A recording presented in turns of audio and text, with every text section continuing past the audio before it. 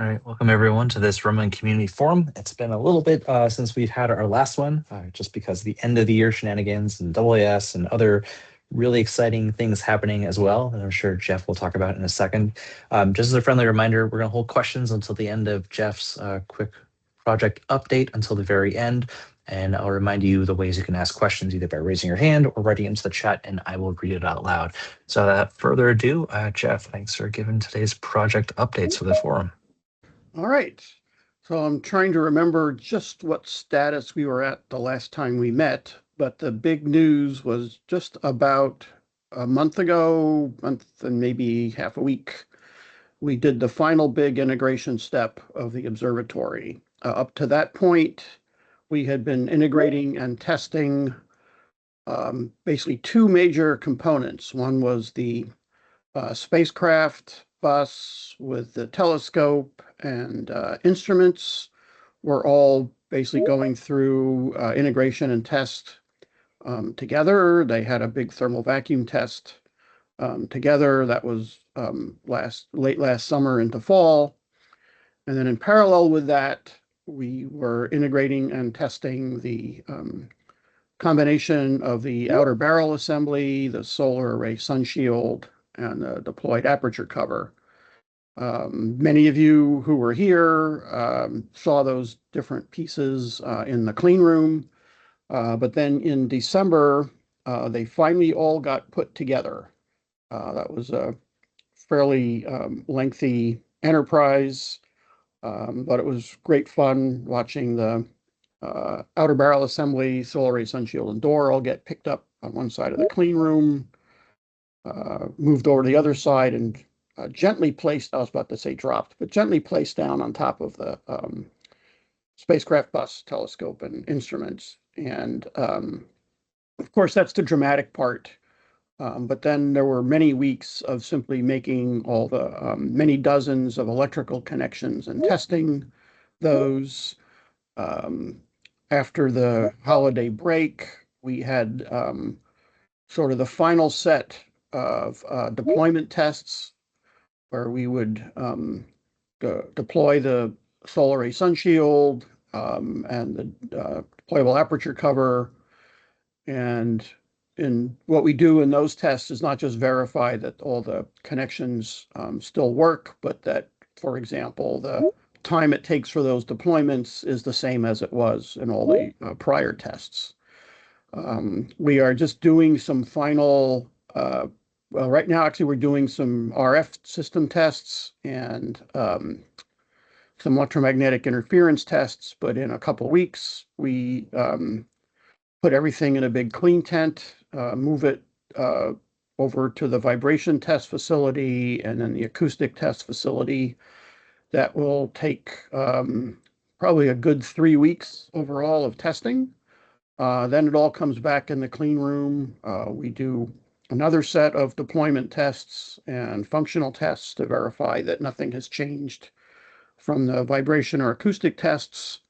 And then we, very early in the summer, we button everything up to ship down to the Cape.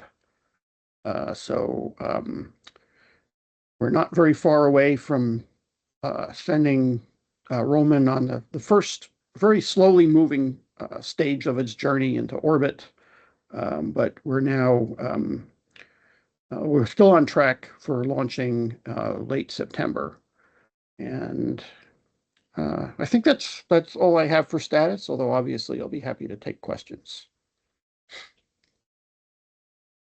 Any questions for Jeff? You can do it by either writing your question to the chat and I can read out loud, or you can raise your hand by clicking the little high five hand icon to the left of the smiley face reaction button. Just like that.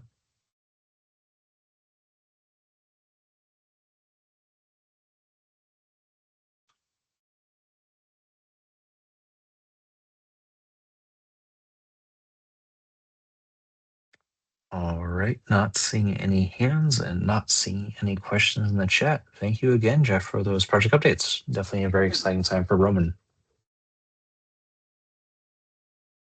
All right, so next up, let me add some more people. We have Gisela de Rosa from STSCI, and today they'll be talking about the Roman Nexus. Gisela, whenever you're ready, please take it away. And also, Gisela has offered to answer any questions during the talk, so I'll be monitoring the chat and the hand raise icons and let Gisela know. Yes, thank you. I will not be able to see any of you while I share. Okay, 1 second. Here we go.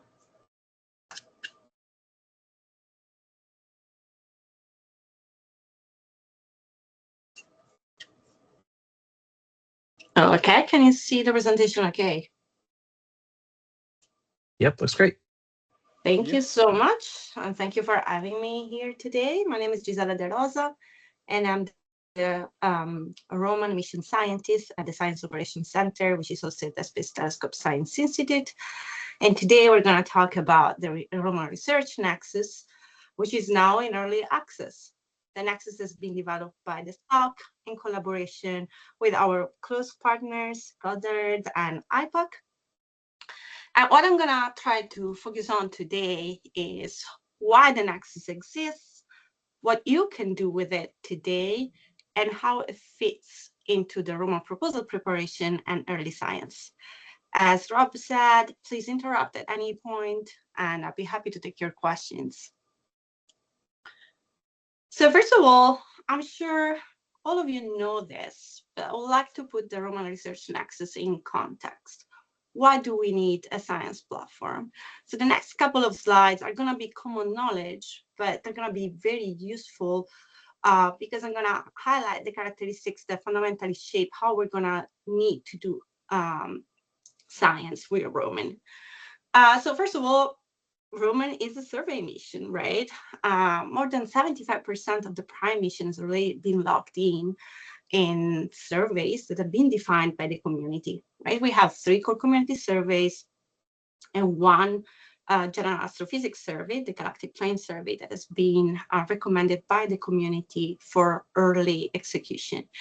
And these surveys have been defined by the community for the community, and they're going to serve a broad range of astrophysics topics, right? So all the data will be public right away with no proprietary time, which means that we hope and we expect a lot of science to come out of these data right away. There is Gisela, yes? Can you do screen sharing one more time, please? It looks like it accidentally went away somehow. Oh. Thank you. Let's try again. Thanks. Okay. Share. It probably was my fault. I grabbed screen sharing by mistake. Oh, that's Pressed okay. the button. Apologies. No problem. Yes. There you go. View presenter. There you go. Sorry, it's more than 1 click. Do you see now? Looks great. Thank you. Okay, perfect. And so a lot of data we were saying will be available right away on the Master Archive. However, I mean, there are some complications with Roman, right? Because the WFI data volumes are going to be huge. Order of magnitude is larger than any other previous flagship mission. Here, there is a cartoon, and I always impress. I'm like, this is the archive per day expected from Hubble, and this is what we're going to be in scale getting per day with Roman. So the Roman data volume is so large that it needs a shift in the paradigm of data access. Practically, we're breaking the traditional download and analyze locally model for most of the science use cases. In addition, with these kind of data sets, complex data sets, very diversely useful data sets, I think collaboration will be there by necessity, almost not by choice. And so that's where the Roman Research Nexus sits. The Research Nexus is a cloud-based science platform designed for Roman users to provide data code proximity. So we co-locate the code and the data pre-configured Roman environment and access to all the Roman software and tools, as well the possibility to bring your own software, of course, and a lot of notebook tutorials and workflows to showcase how to do science with Roman data. So if you're thinking about Roman proposals, simulations, or early analysis, the Nexus is for you.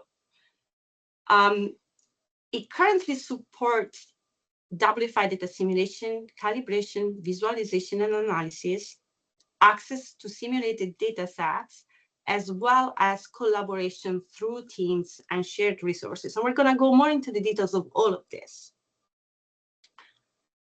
So the Nexus is designed to enable science. As we said, we need to break the paradigm of downloading the data. So right now we're going to bring the tools to the data, not the other way around. As I said, all the data will be stored in mass on the AWS Cloud East 1, and the Nexus lives close in the same AWS cloud. So the access and streaming of data, of Roman data, will be very fast. We've quantified it, and it's going to be similar to accessing data on your own machine. In addition, it does enable scalable analysis, clearly, right? We've talked about the large-scale data volumes. We need to enable scalable analysis. And we are currently focused on installing software and tools to support proposal preparation and feasibility studies. All of this while providing a reproducible environment for developing and testing data analysis workflows.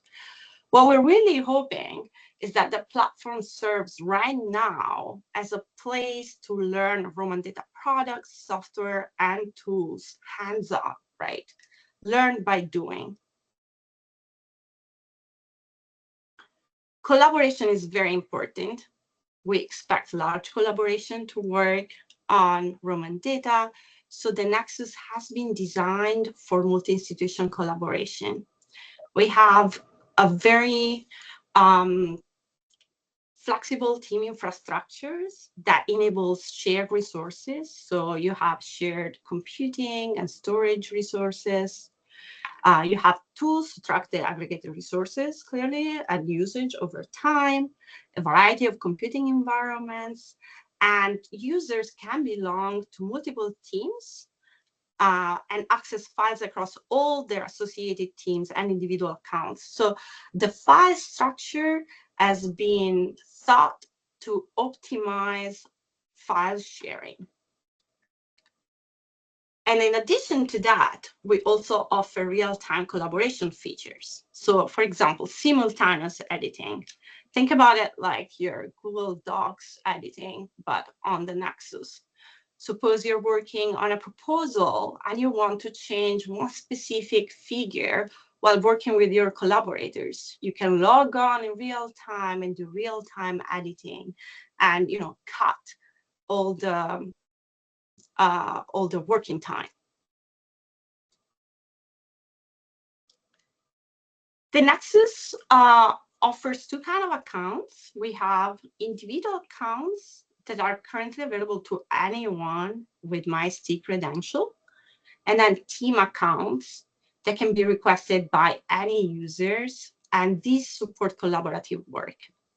And the request is very simple. There's a simple form that you need to submit, and you're going to have your team within, at most 2 weeks. We use a credit system to manage compute and storage resources. This is new and different from other platforms. Individual accounts have credits and compute resources that are meant for exploratory work and learning purposes, while team accounts have additional resources, both computation-wise and credit-wise. All of this has already been fully documented and is available on our docs. And if you're interested in learning more, here is the QR code.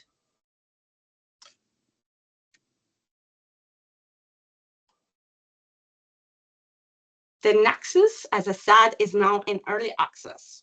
What does it mean? It means that the core functionalities are available and usable. If you have my ST credential, finish this talk, you can go on and log in. But the features and the content will continue to evolve. We're still in development. The cool thing is that the community feedback will directly inform our development priorities. So if you use it and you give us feedback, you're actually shaping it as we go.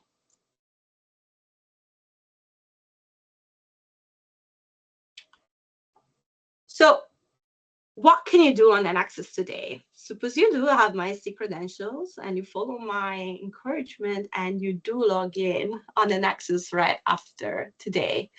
What can you do? Well, you can work through existing workflows and tutorials. We'll talk more about the difference between the two, but there's a lot you can learn right now. You can learn how to access data, stream the data through the clouds, manage the data, and learn how to use the ASDIF data format. The Roman data will be in ASDIF and Parquet. You learn how to simulate the data, process them using the SOC Roman Cal processing pipeline, visualize the data and analyze them. You also learn how to query MAST. Right now, clearly, we don't have any Roman data, observed Roman data in MAST, but you can learn how to query MAST and stream ancillary data sets that are public. And also, you can learn how to use tools to plan Roman surveys and build your proposals. In addition to work through the existing examples, you can clearly create, edit, and run your own Jupyter notebooks or your own Python code individually or with a team. And you can do that in real-time collaboration if you wish to. You can create your own custom computing environment. And so you can bring your own software and run your own software. And you can run computations in parallel using tools such as Dask. Let's talk about a little bit more about the tutorials and workflows that are currently available. So tutorials in the Nexus framework are building blocks, are Jupyter notebooks that are meant to showcase how to use a specific Roman tool or perform a specific task with Roman data. For example, how to manage, how to stream Roman data from the cloud, or how to query MAST, how to run the exposure level pipeline on simulated data, how to simulate data, right? So we're using Romanizing. So there are specific tasks, and we use them as building blocks to build end-to-end analysis experiences that are organized around high-level science goals. So this means that we use these building blocks, we concatenate them, we add documentation on top of them, and we build a workflows that show you how to do something from A to Z. For example, how to simulate data, Roman data, WFI data from A to Z. We have 3 workflows that are currently available in the Nexus. One of them is data simulation, and it's there to teach users how to create high fidelity Roman mock data, how to do source injection, and do the data calibration portion. Then we have the WFI data analysis workflow that is focused on analyzing and visualizing and analyzing data, both imaging and GRISM. And this is focused on analysis that we think is going to be typical of use cases for Roman data. So how to perform aperture photometry, do shape measurements, work on cutouts. And then we have the WFI observation planning that is meant to guide you through the planning of observation. So from estimating, source characteristics to signal to noise, characterize the instrument and plan your survey.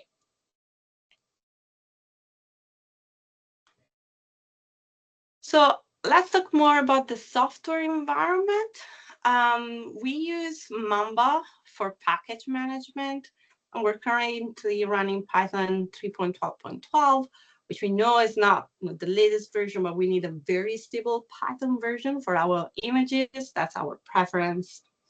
And on top of this, we have a default Roman environment, the Roman Nexus environment, that includes both common astronomy packages, so AstroPy, NumPy, SciPy, Pandas, as well as Roman-specific software. So you have all the software, the ASIF software to read data, RAD, and the Roman data models to open them in a seamless way.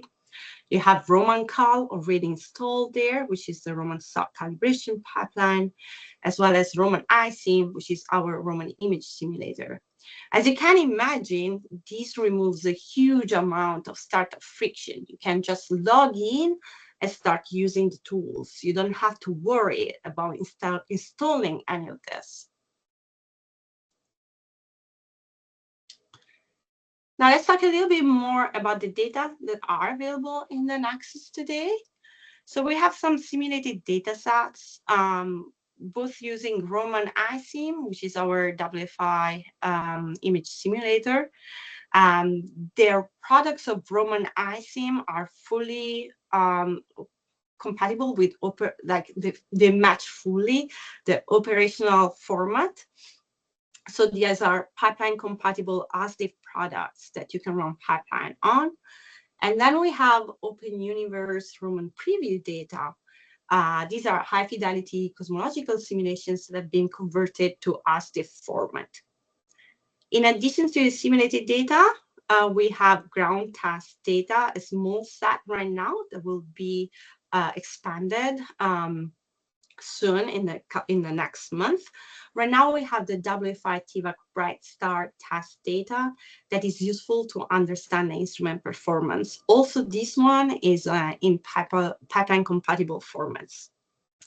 In addition to these data sets, you can, as we said, query all public mass data. For example, HST, JWST, Panster, TAS, Galax. You can definitely query them, and you can bring your own data. Clearly, on the Nexus, you can upload external data sets for joint Roman analysis. Clearly, you need to be careful with storage because storage counts against credits. So, how to use the Nexus in the proposal lifecycle? Suppose you want to start thinking about how to craft a data analysis proposal. So you need to assess existing data.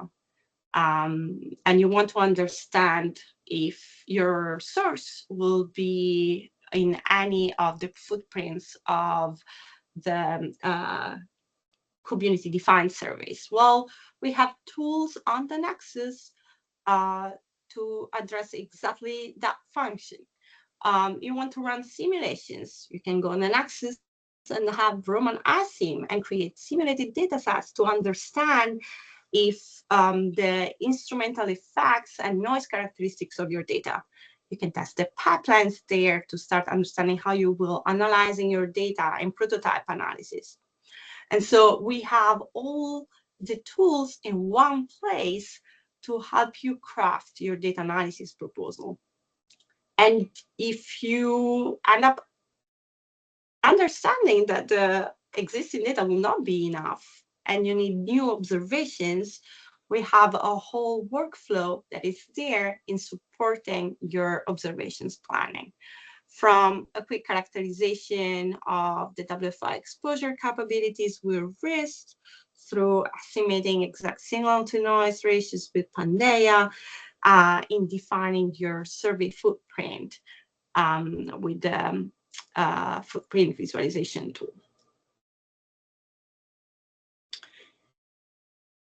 The Nexus is in early access, but is also in active development. As I said, there is a lot that is coming in the next months. We'll build the new images and make sure that the existing ones are still available for user backward compatibility. There's a lot that is coming up on infrastructure as well as in science functionalities. We're building new workflows that we think are going to be very interesting for users. We're going to have a time domain workflows that is going to show how to simulate, visualize, and analyze transients in Roman data using Roman ISIM. And we're going to have a true TVAC workflow that is based on thermal vacuum testing data that is going to showcase how to use the data to build basic reference files. We're working on expanding and integrating the MAST and Nexus tools. So soon we're going to have a lot of new MAST tools that are going to facilitate source query and selection, as well as visualization. And it's going to be fully integrated with the Nexus. So you're going to be, for example, able to select your sources through the MAST user interface and then open the selected sources on the Nexus and analyze them right away. Most of the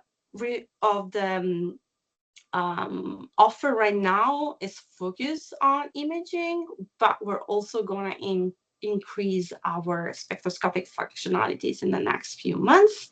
And we're going to have more data. I already said that we're going to have more selected TVAC data, so testing real WFI data, but we're also going to add simulations. We're going to have a suite of core community survey simulations that is being developed here at the SOC with Roman ISIM.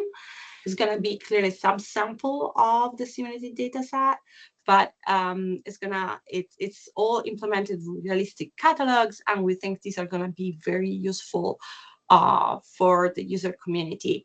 Here you can see an example of this one detector with the simulated galactic bulge time domain. This is one exposure with several million sources. I would say between around 7 million sources there.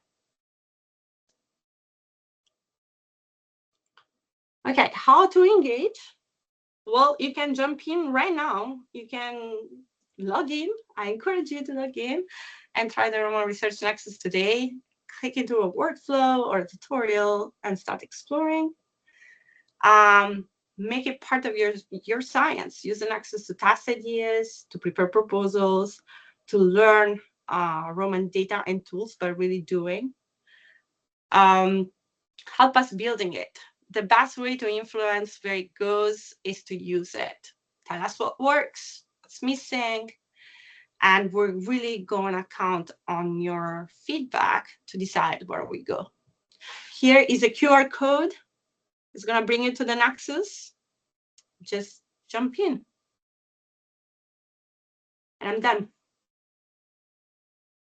All right, thank you for that great overview of the Nexus, Giselle. I really appreciate it. So let's all give Giselle a virtual round of applause. You can click the reaction button, smiley face icon, and click the applause button.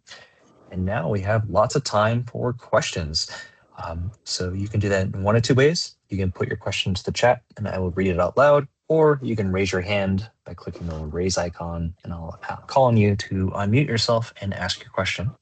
I already have a question in the chat from Pablo Lewin, who is asking Gisela, do you envision the use of machine learning AI to do initial science on all that massive amount of data? We definitely expect users to use machine learning on data. We have already had several teams testing the use of machine learning on some simulated data sets during our initial workshops. Right, thank you. Giselle, I had a quick question about the TVAC data. So right now the Brightstar data is in there, and you mentioned how other TVAC products are expected to be in the Nexus eventually. Do you have an idea of what exactly what sort of data or data products will be in the Nexus? I think we're going to select some of the Science Monitor task data, and we're going to showcase how to use the data to build basic reference files. So set of darks, flats, basic characterization. This is done in collaboration with our partners at Goddard. So we're all decide together what to bring there. Excellent. Thank you. And so right now you're asking for folks to test out the Nexus to basically give you all feedback. What's the best way to get in touch with people or for folks to get in touch with you if they have feedback or question? Help desk, perfect. Help desk. The help would you mind desk. showing the QR code again then, please? Absolutely. This Thanks. is your QR code. Share. Oh, here.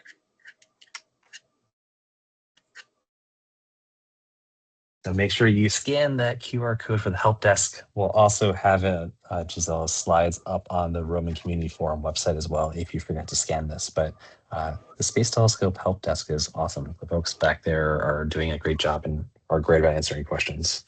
Yeah, one thing that is really cool about the help desk is that while, I mean, it's true that the science support for Roman is distributed, the help desk and the documentation hub are fully integrated. So you have one hub to ask your questions and we'll deliver it to the right people and you'll have your answer. Perfect.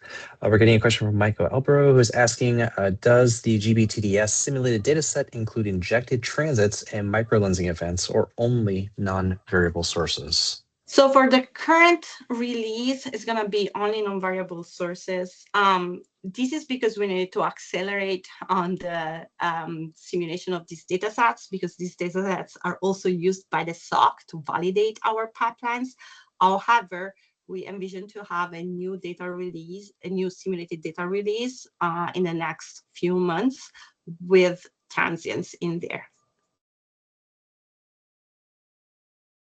Excellent. And then next question is, can we buy the credit by external funding?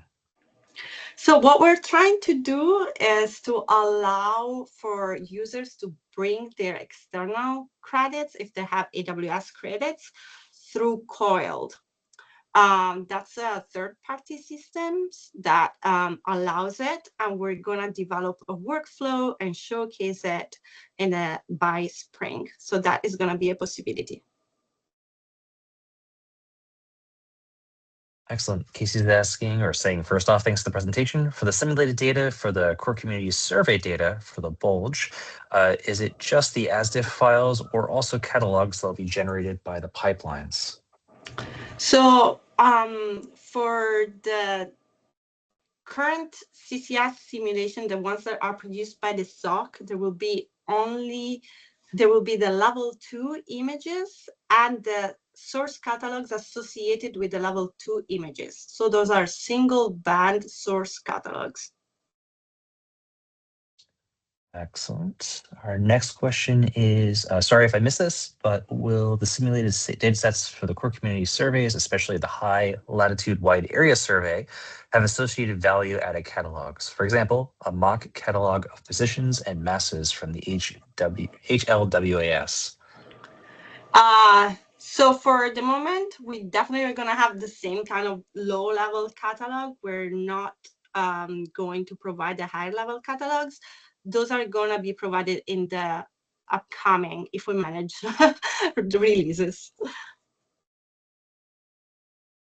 We're going to provide examples of the level 4 expected catalogs as soon as we can, so that users can start playing with them and start getting familiar with the Parquet format. So we're gonna expand there as soon as we can. Excellent, thanks. When I say as soon as we can, I'm always talking about, the next few months up until summer. Got it. We have time for a few more questions. So now's a great opportunity to ask all of your burning questions about the Roman Nexus. But if you forget, of course, you can always go to the help desk and please do sign on to use the Nexus. Pablo Lewin's now asking, what is the sign on? Is asking for email and password. Is one already? So they're asking, in order to sign up for the Nexus, Do you have to have a my Space Telescope account first? My ST, yes, my ST. I'm gonna post the link there, and I'm gonna add the QR code. You just need the my ST account that you can create right And then away. perfect. Yeah, and those are just for folks who aren't used to that. It's basically just a free account that you can get through Space Telescope, and it's very easy to sign up for, and then you can get access directly to the Nexus. Michael's asking, what dithering has been applied during the galactic bulge time domain survey simulations? I need to cross-check, but this should be this should reflect the current implementation of the galactic bulge time domain survey. Excellent. These are all great questions, folks. Thanks so much. I don't think we've had such a awesome active Q&A session before. This is great. Ryan's asking, as a related question to the earlier one, will the simulated catalogs have the same intrinsic information? Yes, all the input catalogs will be available.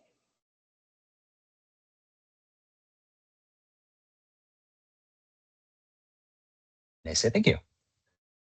All right. Any more questions for Giselle at all?